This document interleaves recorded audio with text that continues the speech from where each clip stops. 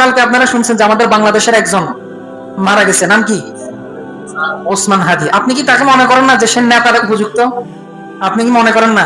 যারা উনার, আমি দেখেন ভাই, এখানে রাজনৈতিক ভাবে আমি কোনো দলের নাই, এটা আপনারা ভালো করেই জানেন। আমি এখানে এটা জানি যে কি, ওসমান হাদি যে সে গণতন্ত্রের মানুষ, গণতন্ত্রের বিশ্বাসী, বর্তমানে যেরকম রাজনীতিবিদরা আছে সে অন্যান্য রাজনীতিবিদদের মতোই, কিন্তু তার আদর্শ অন্যান্য রাজনীতিবিদদের থেকেও ভিন্ন। যেটা আমি দেখা গেছে তার কিছু আলোচনা আমার ফেসবুকে আমি দেখছি, তারপরে ইউটিউবেও কিছু দেখছি, যে আমার মনে হয়েছে এ মানুষটা যদি ওকে ইসলাম বোঝানো হয় বা যদি কোনোভাবে খেলাফতি ব্যবস্থা যদি কায়েম হয়, এ সবার আগে থাকবে। উনার সর্বশেষ ফেসবুকে আপনি দেখিয়ে নিজের করা যে পোস্ট, সেটা হচ্ছে কি, খেয়াল করছেন কিনা, সেটা হচ্ছে আপনি যে আজকে দেখিয়েন ওসমান হাদির, উনি নিজে যেটা পোস্ট করছে সেটা হচ্ছে কি, বাংলাদেশ, ভারত, পাকিস্তান, এটার একটা মানচিত্র দিছে। এমনকি উনি দেখাইছে দেখাইছে যে আমরা কি, আমাদের যে ন্যায্য মানচিত্র হওয়া দরকার ছিল, বাংলা সালতানাত, বাংলাদেশের যে মানচিত্র, এটা উনি তুলে ধরছে।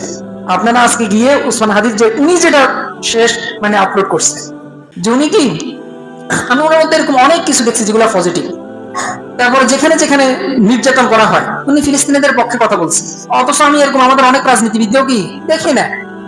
তারপরে যেখানে যেখানে জুলুম হয়, যেখানে যেখানে অন্যায় হয়, উনাকে ওইখানে কথা বলতে দেখছি, কাউকে ছাড়ে নাই। কোন রাজনীতিবিদ এরকম না যে উনি দেখা গেছে কোন একটা নির্দিষ্ট গোষ্ঠীকে সাপোর্ট করার জন্য চেষ্টা করতেছে। যেখানে যেখানে অন্যায় হয়েছে, যে যে অন্যায় করছে, সেখানে আমি দেখছি সে কি কথা বলছে। বুঝতে পারছেন? আল্লাহ মহান আল্লাহ তাআলার কাছে দোয়া করি, আল্লাহ তাআলা ওনাকে জান্নাত জান্নাত দান করে, আল্লাহ তাআলা ওনাকে শহীদ হিসেবে কবুল করুন।